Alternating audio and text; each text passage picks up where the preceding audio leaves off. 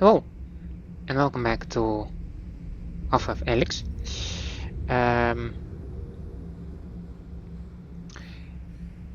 It is very difficult to talk right now without seeing myself, without seeing practically anything. I only see the menu. Hopefully you can see me.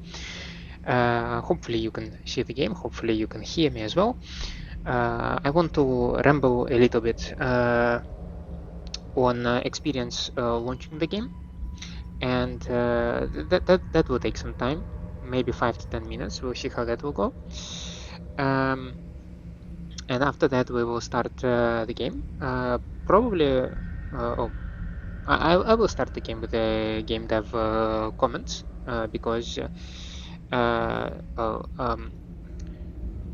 always been curious on these commentary when I discovered that you have them in, I believe, Half-Life 2, maybe in some of the episodes. Maybe it's hazy, it's been a while since I played any of the Half-Life games, though they did shape my childhood.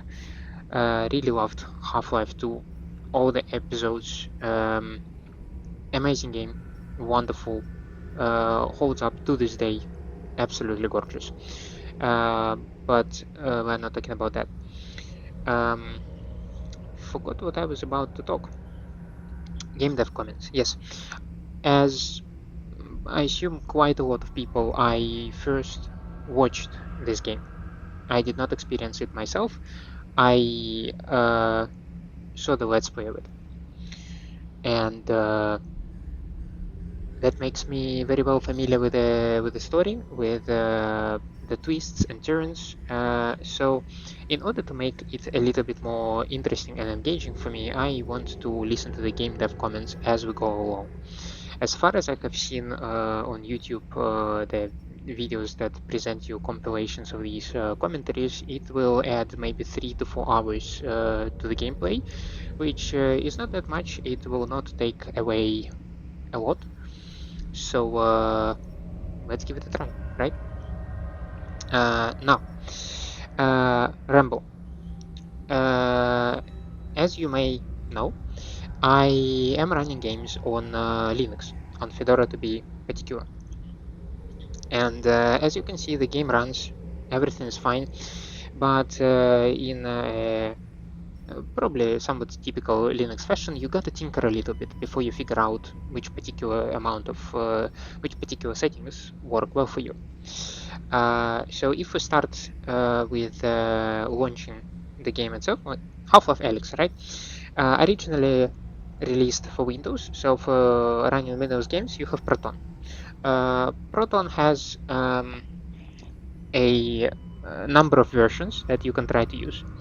So there is also a community-made version of Proton maintained by Glorious Agro. These versions are usually way more bleeding edge and way more modern with modern patches and stuff. So I guess if you want to try to push every ounce of performance that you can out of the game, you better run Glorious Agro variations of Proton, right? For me, the game just refuses to launch with that. Okay, fine. I use default, the latest major Proton suggested by Valve, so Proton 10.0.4. With that, game launches, right? But here in the performance, if you go into this hidden menu, you can also select rendering API. So there is originally Windows rendering API, DirectX, and then maybe like a more open source, more generally open Vulkan API, right? So when I try to run the game on any version of DirectX, the shadows were flickering, and that is very distracting.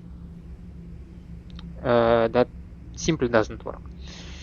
On Vulkan, I do not see any graphical challenges. Then there is also a Linux native version of Half-Life Alyx, apparently.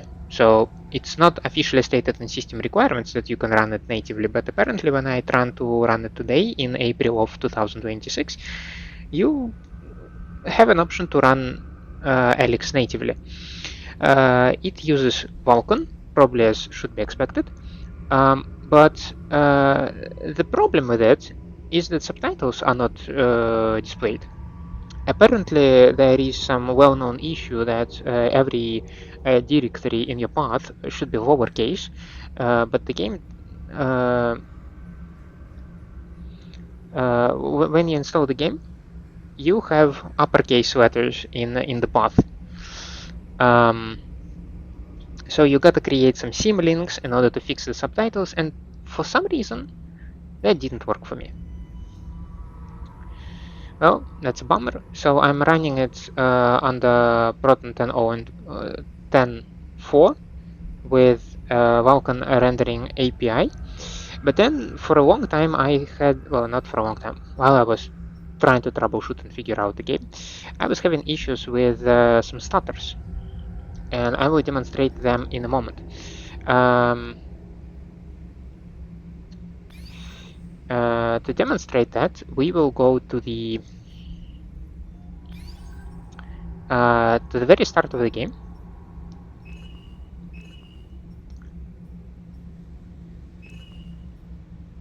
Because I want us to give some introduction, and then I will show a particular moment when I had some issues and my ramble will continue. So brief intermission. Before that, can I manage my slots somehow?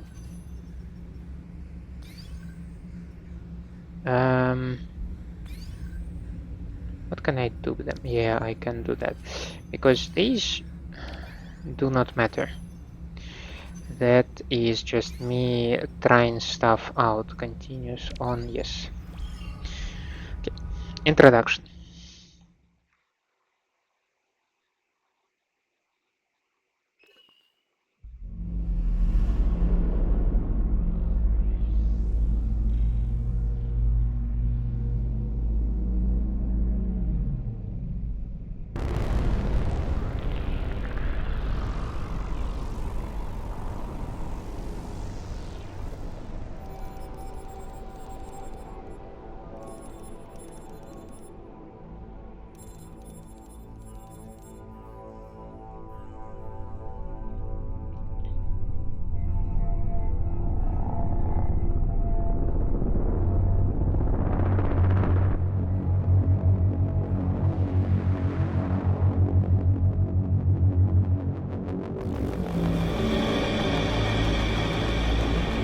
Hi, my name is Gabe Newell, and welcome to Half-Life Alyx.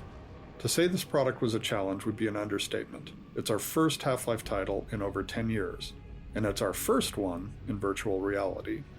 In addition to it being a great VR experience that still felt like a Half-Life game, we wanted Half-Life Alyx to serve players who've been waiting to find out what happens after Episode 2, and at the same time, provide an on-ramp to anyone who hasn't played a Half-Life game at all.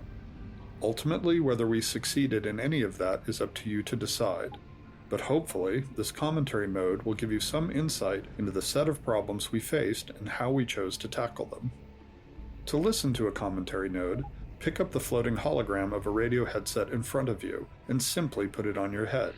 Once you're done listening to the commentary, you can take the radio headset off or simply put on the next one. Please let me know what you think. I can be reached at gaben@valvesoftware.com. While I'm unable to reply to all the emails I receive, I do read them all, and they're a critical part of the feedback we use to evaluate our work. Thanks, and have fun. Oh, have fun, we will. So, for the longest time I was back to Rant.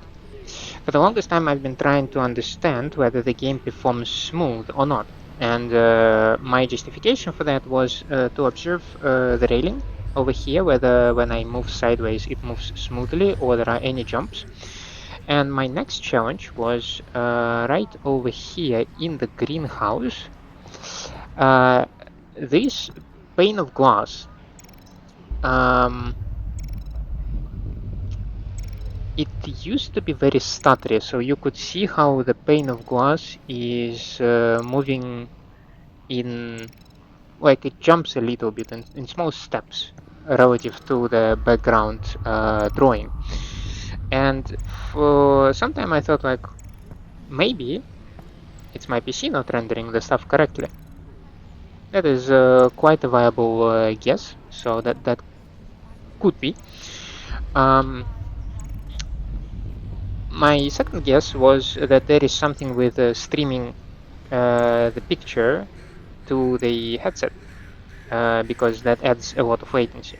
So I believe my complete latency is around 60 to 70 milliseconds between my movement and the picture. And the fact that it is so smooth and I cannot tell whether there is a delay between me moving my hand and my hand moving like in my eyes, it's actually some kind of black magic. But I had stutters. And again, on Linux, you have some fun with stuff. So to do VR, you have OpenVR and OpenXR. I don't know the difference. What I do know is that if you want to stream stuff, for example, to Meta 3, like I have over here, to Quest 3, you can either use an application called ALVR, Airlink VR, or you can use something called Wyvern. Now, the first one uses OpenVR, the second one uses OpenXR. What I don't like when I tried Wyvern is that it requested me to adjust permissions for my Steam installation. I'm not a fan of such approach, but yeah, okay, I guess let's try to do this. I mean, I want to try another application. Yeah, the foveated rendering for me is very strong. Like, if I move the head like this, the cables over there are foveated. I will need to adjust that. Anyway,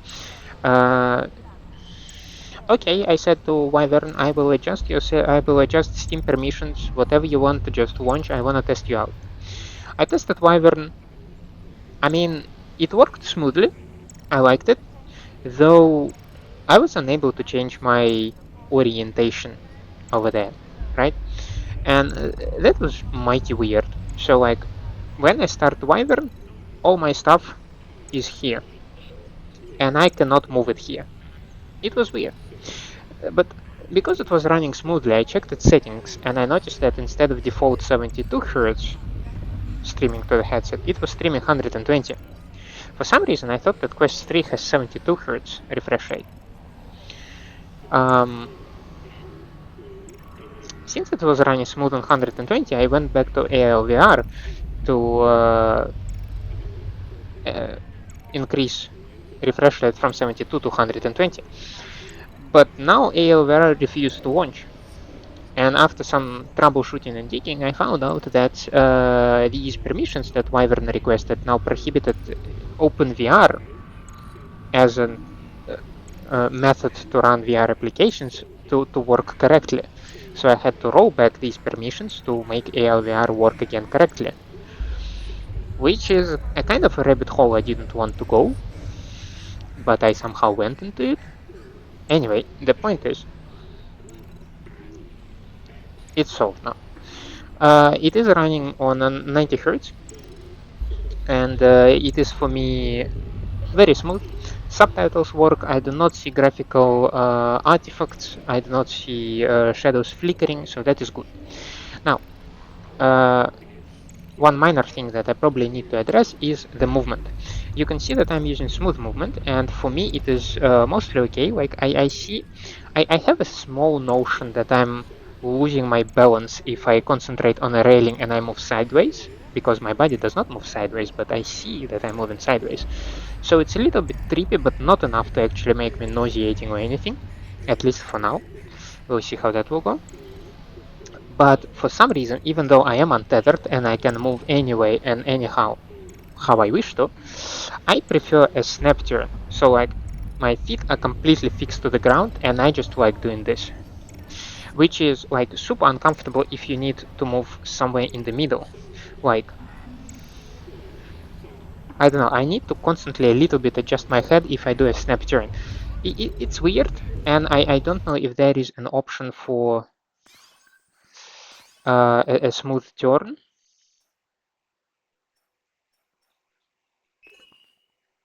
Oh, there is a continuous turn.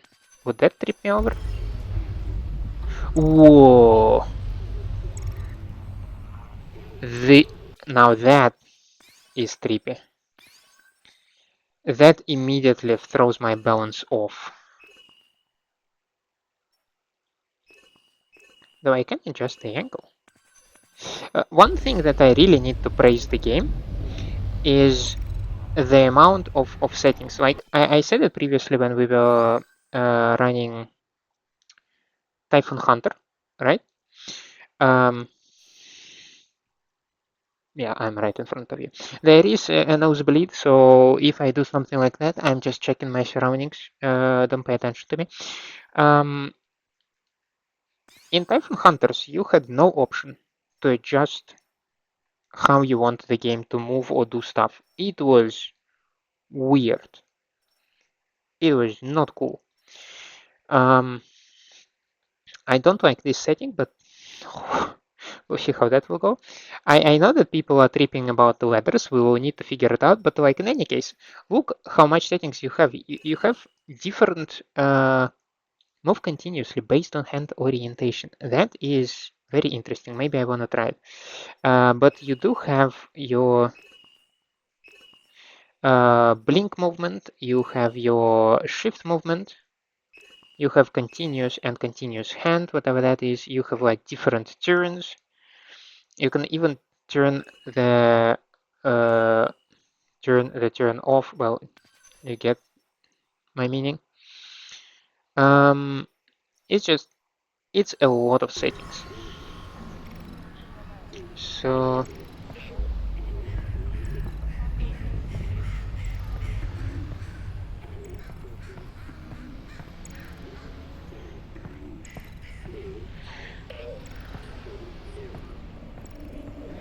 oh, I see. So you are checking where the controller is pointing, and that's where I move. Okay, that might trip me. So for now, we will just set it to usual continuous. And I think with that we stop with the rant. So I already spent around an hour in this game just trying to see how it works. I want it to run smoothly with no graphical artifacts and with subtitles on. The quality of graphics other than that does not matter much. In fact, I believe I dropped everything to low. Simply because low fidelity, because I was trying to see how the stuff will actually whether it will work or not. So I don't know. Let's crank these bad boys.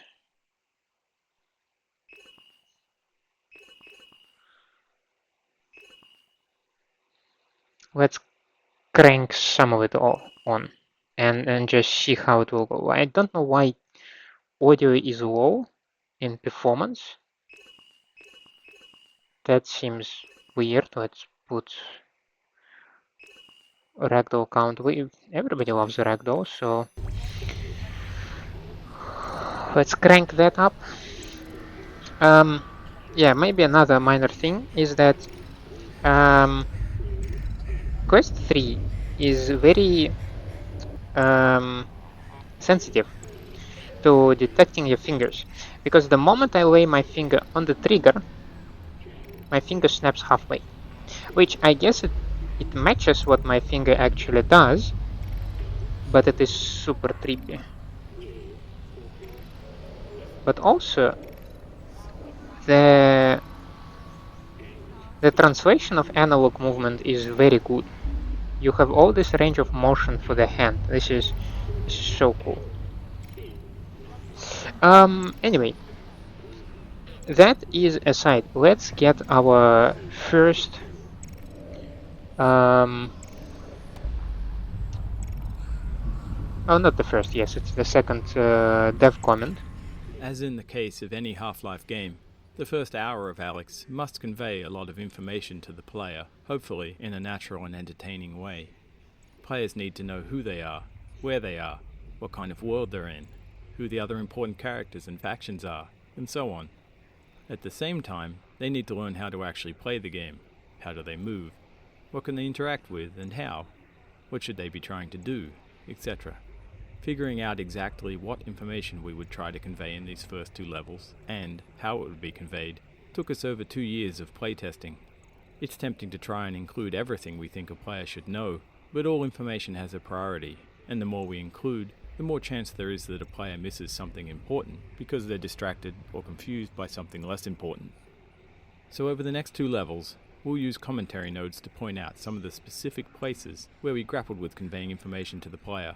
In between these nodes, you'll likely be able to spot many other examples for players to find, if they're interested in paying closer attention and understanding more. This is actually a very good point, because VR gives you all of that space. It gives you all of these objects. So imagine a very important conceit happening there, and somebody just decides to like fumble with the thing and misses everything. So it's very interesting how challenging it is to channel a person's attention to a specific thing within the entirety of space available for them.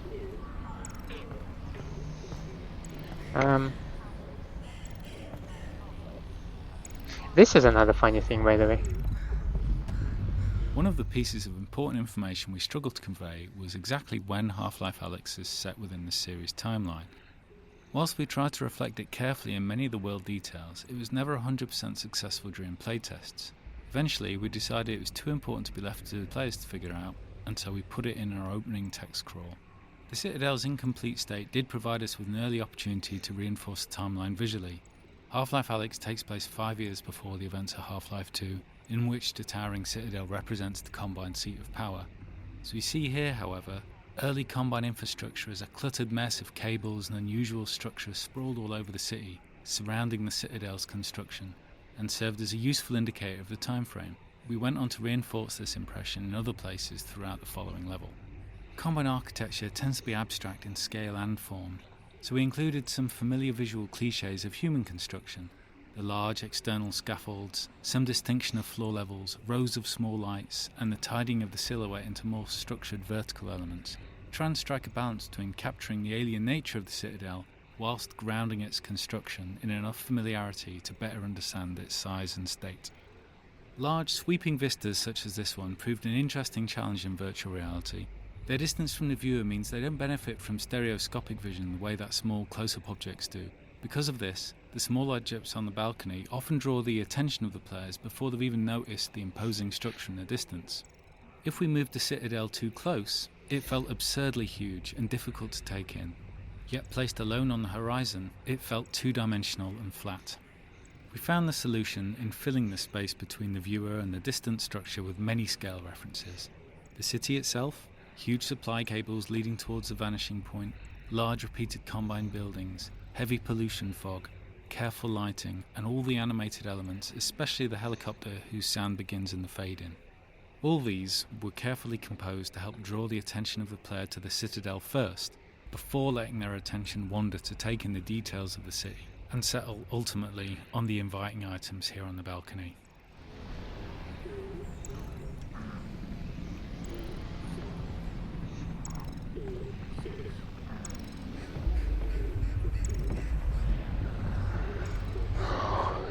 I think this might make a good thumbnail for my first episode. I cannot tell you how much I am delighted to take part in this game, to join the amount of people who experienced it themselves. It is gorgeous. It is insane.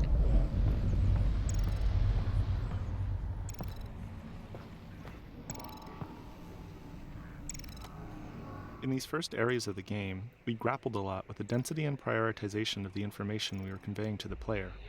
Playtesting showed us that players in VR were easily distracted, often due to better peripheral vision, such that they'd focus on one scene element while losing track of others. This was exacerbated in these first rooms because players were acclimatizing to being in VR, often for the first time. In addition, different players progress at different speeds. We saw some players spend 30 seconds on the opening balcony and others 30 minutes. As a result, we did a lot of iteration over the set of opening areas, each time changing what information we tried to convey and where. Initially, the video call from Eli took place in the later refuge room with the Snarkin camcorder, but players were often too engrossed in interacting with all of the detail in that room to pay attention to the conversation between Eli and Russell. We moved the video call out to the starting balcony, but there it distracted from the establishing shot of City 17 and the Citadel. It also came at a time when players were still figuring out core game elements like movement and hand interaction with the world. That collision made simple things hard, like when to show the player a movement tooltip if they immediately started the video call.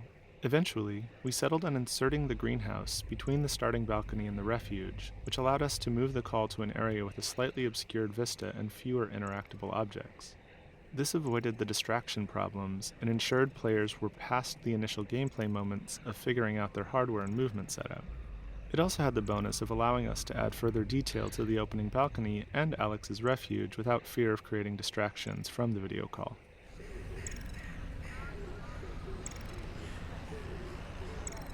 This is a very important task. Give me a moment. See, that is the kind of like thing when VR kind of falls apart. I just want them to be in line. I want to use my finger to carefully like balance them. And it takes so much effort. My other question is like, how do you actually grab things? Because I can grab it with just like apparently this finger, and like my grip is supposedly relaxed. I can grab it with a grip, and then my index is relaxed, but I can also grab it completely. So how do you grab this stuff?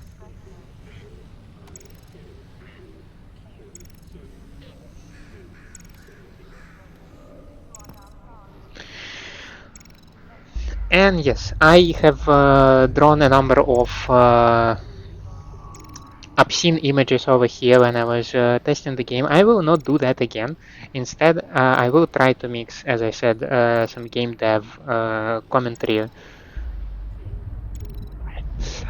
with the actual game. So we had some commentary. Alyx! So now, How's it looking up there? It's good, good Dad. old EY. Cop movement is normal. Same for the Combine patrols. How's it going in the stockyard? One Combine mini reactor from a shipment of 4,000. They're never going to miss it. Here, see for yourself. Not only that, someone's hacked into the Combine construction network. Don't get greedy, guys. We're not made of time here. 1 minute and I'm out, guaranteed. Oh, also, I spotted the Combine moving supplies into the quarantine zone. That place has been deserted for years. That is odd. Well, What is... well, we'll look into it when we get back.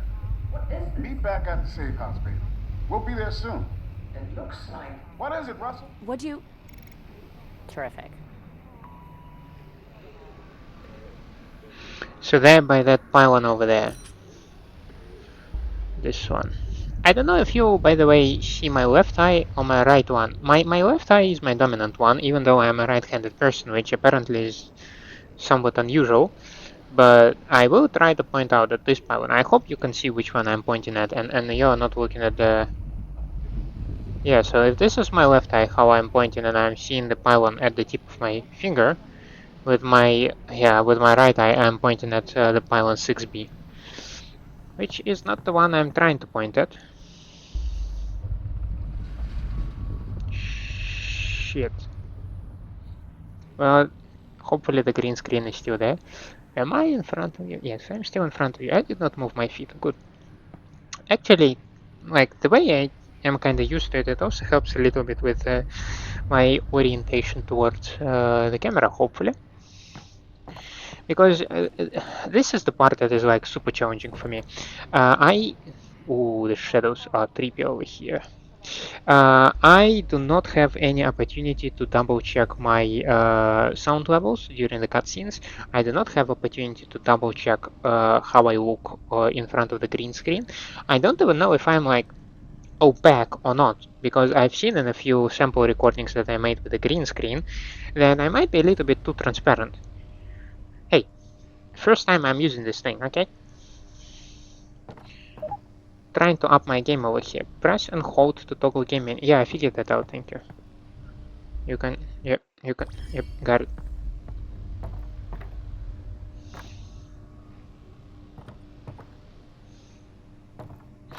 These things, they look so freakishly good.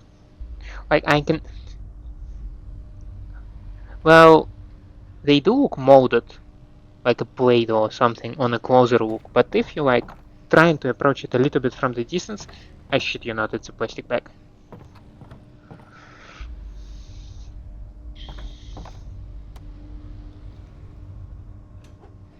Where is my screen? Okay, all the way over here. Got it.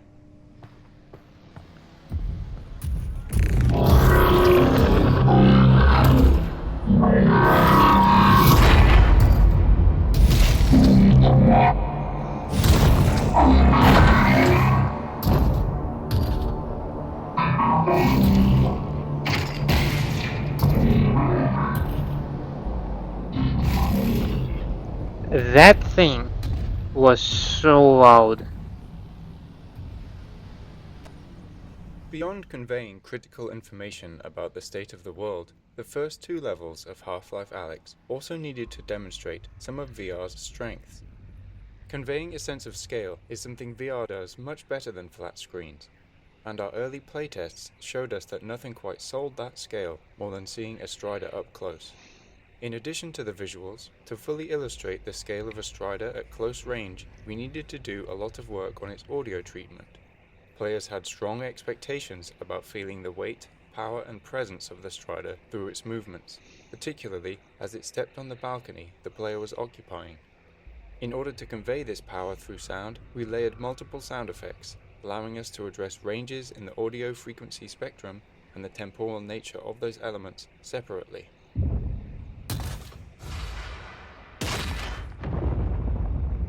We then combined those elements in the Source 2 audio engine to control them as one sound.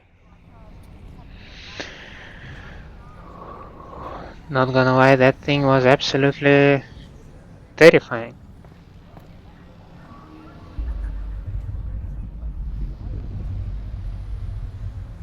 Yeah, I cannot grab the cable. Outrageous.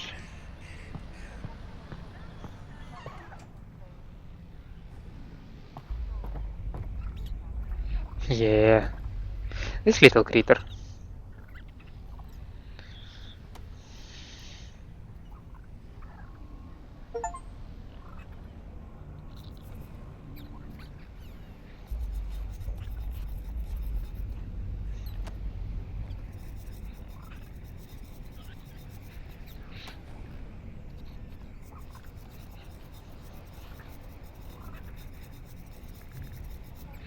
Yeah, I'm probably overfeeding it.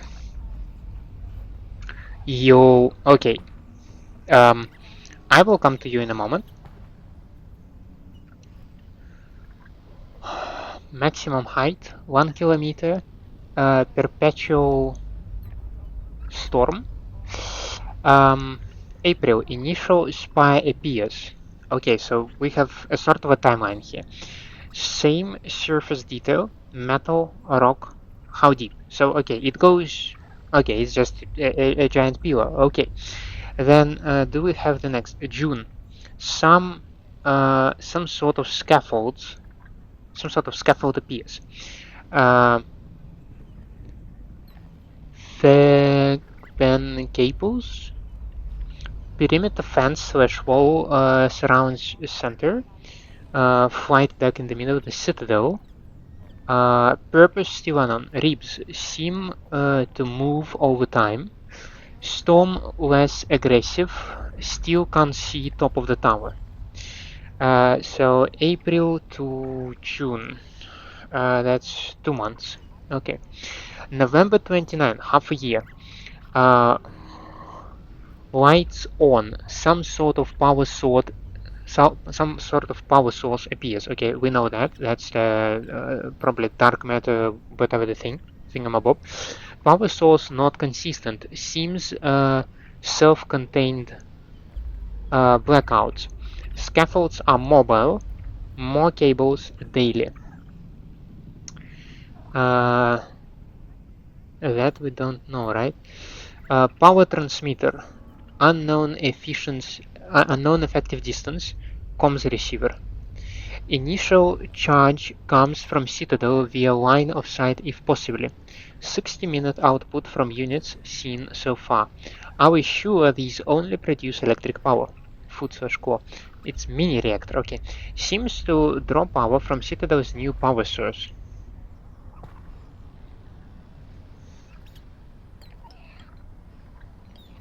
This thing actually reacts on where you tap, right? No.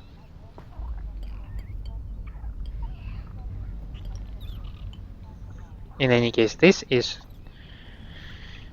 also terrifying thing, because if I remember correctly, there were some sort of these creatures in the first Half-Life, right? And they were sort of kind of grenades. Pylon 7B, yard, midnight, noon, some guards, some smoke, new drop-off, shipment retrieved. Okay.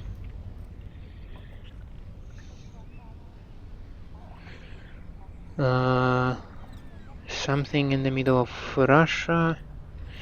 We don't know anything about the Netherlands. Africa is a big question mark.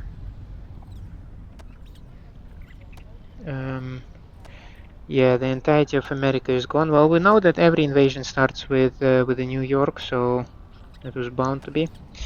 Greenland is unknown. Okay. What about? Yeah, Australia is a big question mark as well. So it all is a big question mark. Only this part is somehow. Maybe people were moved or replaced here, like from Americas.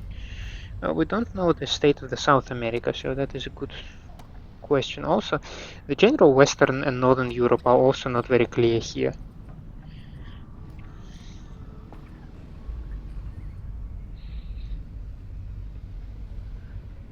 Okay, you are pointing to the pylon.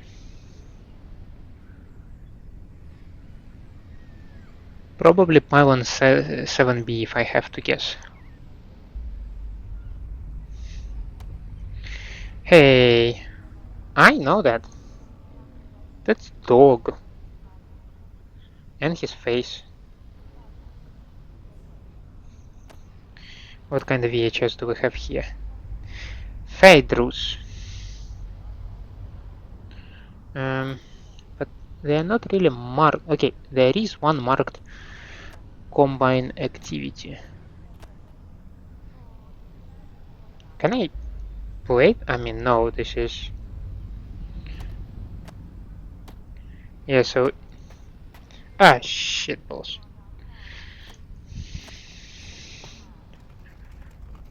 So it's in the case and I cannot take it out, which is disappointing. This room, internally referred to as Alyx's refuge, was initially the location where the Eli video call took place. However, once that video call was moved out to the balcony, this room was freed up to solve other problems. In the Half-Life series, we've always tried to ensure that there's generally enough narrative for all players to understand where they're going and why, but for players who slow down and pay attention, there's more detail that can lead to a greater understanding. With the balcony being a place to get familiar with the game's inputs, the greenhouse being where the story kicks off, and the Strider there to surprise players with spectacle, we decided that the refuge could be a quiet moment for players, where they could discover more narrative detail in the environment. At the same time, it could be a place where they can play around a bit more now that they're acclimated to being in VR. Spending time in the refuge is meant to bring players into Alyx's role in the Resistance and her place in the world. We wanted it to feel like a real stakeout spot, where Alyx had been cooped up for weeks or months while planning the heist, doing research on the Combine. The camcorder, snark, and whiteboards are all toys that respond to detailed interaction and reward deeper investigation, giving curious players more information about the world of City 17 and what Alyx has been doing in it. Is there any chance to observe something else? I don't think so.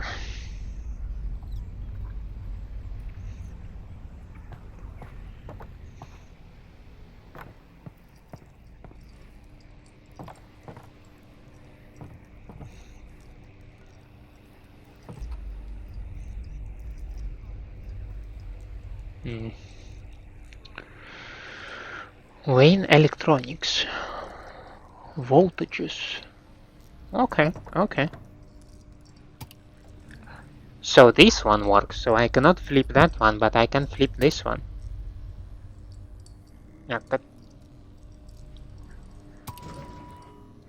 I feel like I want to swap it. Oh, actually. Okay, that works. Okay, fine. Because like just pointing your finger can be surprisingly challenging. Hmm. Hmm. Hmm.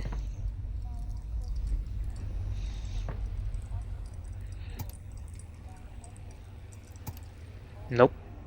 Nope. Nope. Well, I guess so.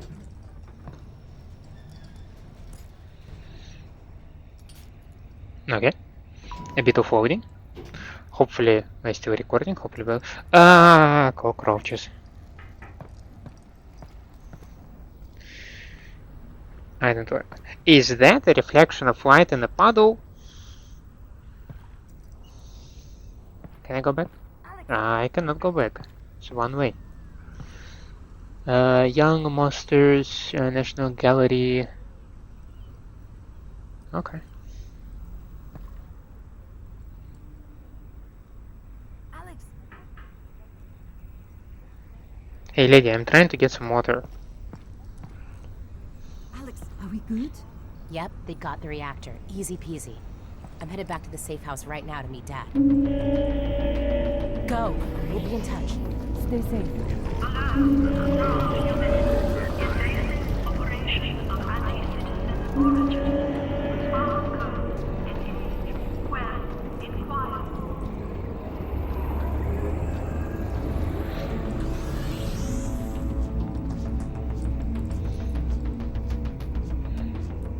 Two critical pieces of information that we needed players to understand were simple to state, but not so easy to convey. That players were playing as Alyx Vance, not the Gordon Freeman they've played in all prior Half-Life games, and that Alyx is going to speak, unlike Gordon. These probably seem obvious to you now, but until we focused on them, it wasn't obvious to playtesters. Ensuring that everyone realized they were playing as Alyx was something we decided to hit with the biggest hammer we could, and name the product after her. But even with that, we were very careful in Eli's video call to ensure it's reinforced immediately. Olga, the character introduced here, was added to further drive it home by calling out when the player exits the elevator. Olga is the first character the player meets in person, and her dialogue here, and again ahead in the alley, is aimed at driving home the fact that she's conversing with the player, and that the disembodied female voice the player hears is Alyx speaking back. This was harder to convey in Eli's video call, because it already features Russell speaking off-screen, whereas in this scene, there's clearly no one else around in the conversational space other than Olga and the player. Without Olga, we found that, even though they had already spoken to Eli and Russell over the video call, playtesters still didn't feel like they were Alyx. I mean, okay, I am definitely having a hindsight bias here, but come on, Eli calls you. The game is named. Indeed, like, how much you need more hints of, well, it's not a hint, it's said straight away. You ain't Freeman. So Beatrice is missing. She likes chasing and eating bugs and does not answer to name. But maybe you should spend more time worrying about all the missing people. When we started Half-Life Alyx, we were very curious to find out how VR would impact our music design. The Half-Life series has always used music sparingly, often leaving the ambient sounds of the world to provide the audio background. But it is a tool we like to use to highlight moments where the world state has changed in some important way. In this case, that something's riled up the Combine.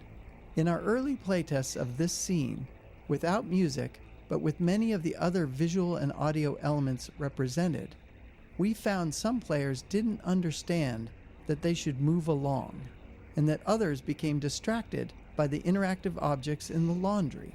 We experimented with some very simple quote-unquote action music to communicate the changing of the Combine threat level, as well as the story's intention for Alyx to get to safety, and found that players were less likely to forget their quest and move towards their goal. The music was kept simple and cinematic sounding to allow it to blend with the purposely complementary background sounds and gently start to normalize the use of music in VR in a familiar way. This success encouraged us to use the same technique in scenes with similar requirements later in the game.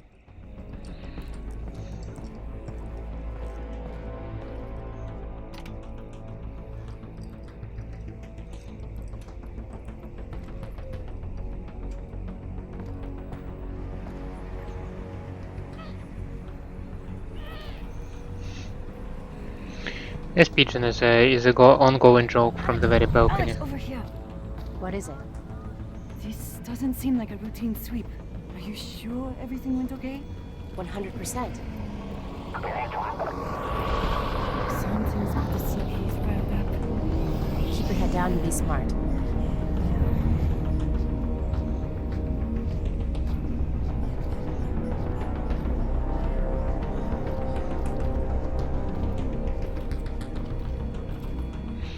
Can you throw stuff at the guy?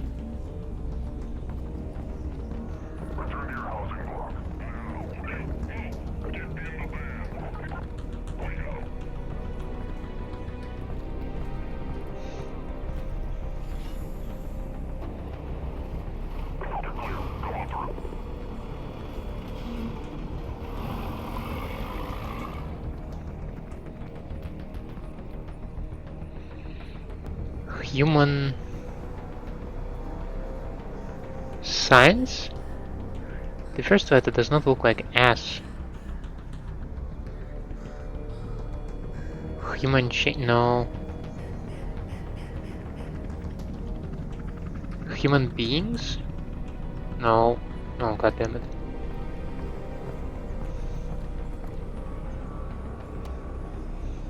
The remainder of this level is designed to continue informing the player about the world they're in, and to support the increase in the Combine's alertness. We also wanted detail to make the city feel alive, something that becomes much harder later on, once the player has a weapon. This was tricky to design due to the challenge we're often faced with, the friction between narrative state and gameplay state. Here, the narrative implies that Alyx should be making her way back to Eli as quickly and quietly as possible.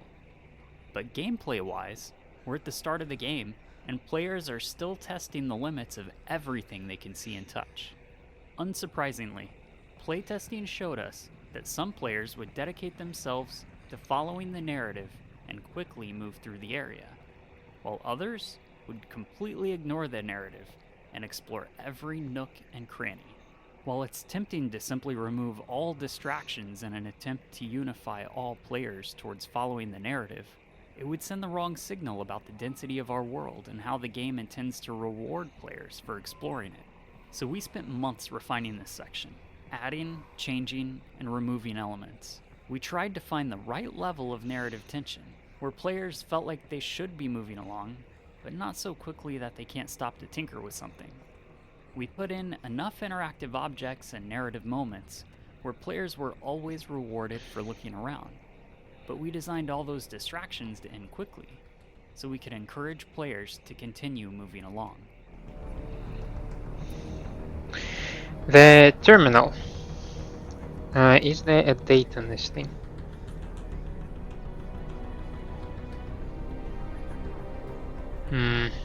She.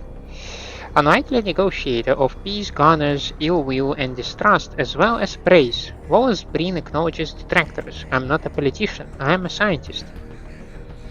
Decades spent on the cutting edge of theoretical physics put Dr. Wallace Breen in a unique position to negotiate a sweeping multinational surrender to the extraterrestrial invasion force known as the Combine. But a lifetime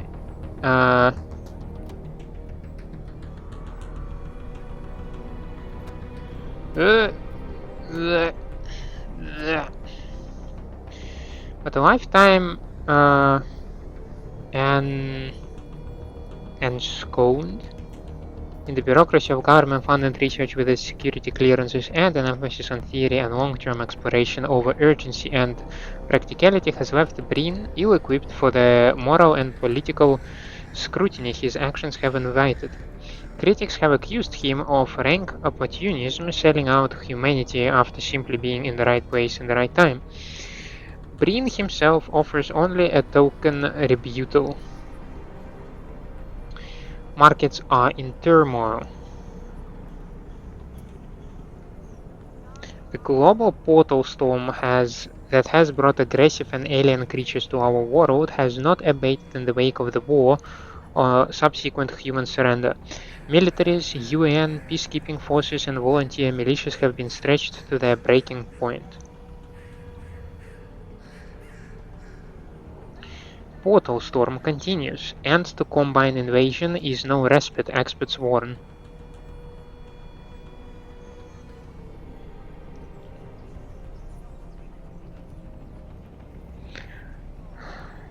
Historic bubble bursts upon Earth's sudden surrender to Combine. See, that is my problem with VR. I did not want to flick this newspaper. I want to place it carefully on the bench. Why is it there? Why are you here? Ooh, this puddle over here. Okay, sorry. Oh, that was so trippy.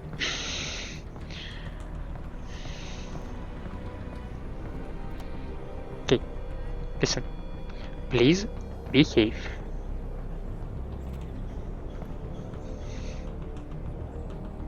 I did it. Oh, that was tough.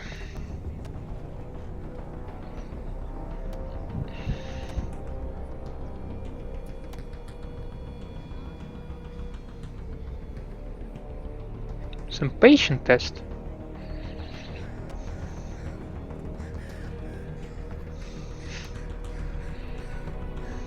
Is this where we're going? Yeah, most likely.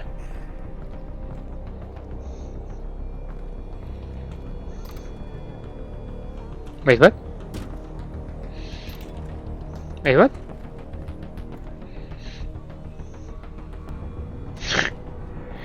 Okay, I honestly did not expect that. Ah, well, that is disappointing.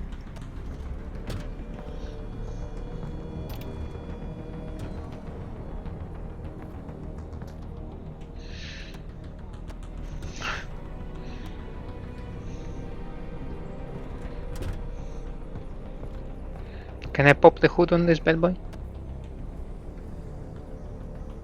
Yeah. Nope. Okay. Whoa, whoa, whoa, whoa, whoa, whoa, whoa, whoa. I'm not touching other person's bike. I mean, this is just rude. Somebody parked it here.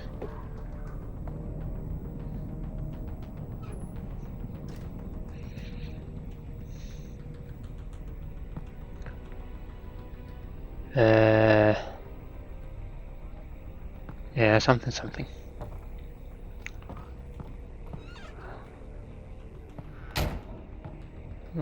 That's not very nice.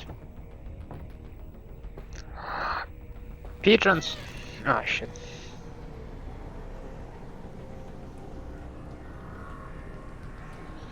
Okay, time to face some trippy stuff, right?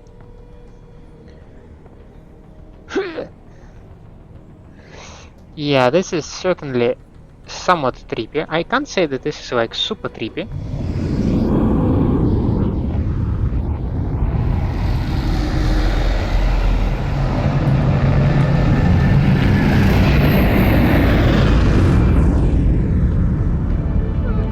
This thing is so loud.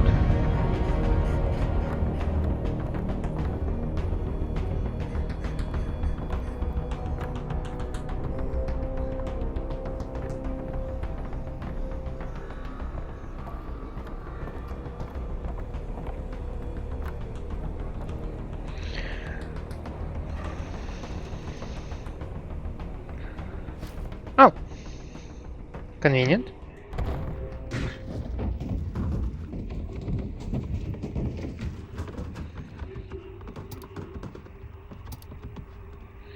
We both know what's gonna happen, right?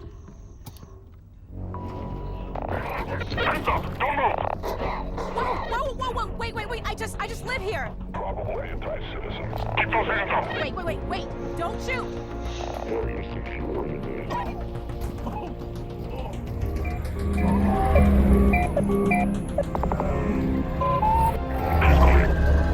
We didn't steal anything. Don't care what you see. No one! I didn't see anyone! Get it out and take him to transport.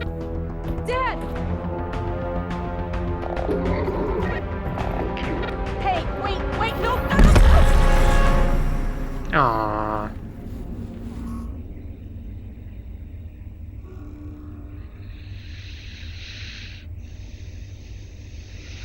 I'm in some liminal space. I presume it's just loading.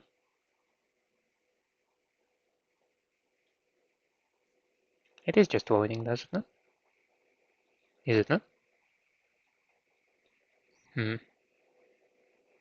I'm getting a little bit concerned.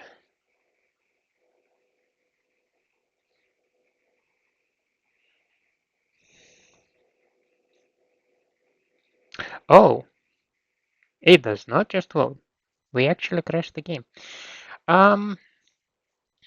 Well, that's unexpected, but sort of blessing in disguise, because I want to wrap an episode over here. So I will need to see if we can just continue if I relaunch the game after I will wrap the recording. But for now, thank you so much for staying with me. I hope you enjoy my company and my gameplay here in VR on the green screen. If that's the case, please leave me a like and subscribe to the channel. Otherwise, let me know down in the comments what I can improve for you. I hope to see you next time. Have a nice day out there, and bye.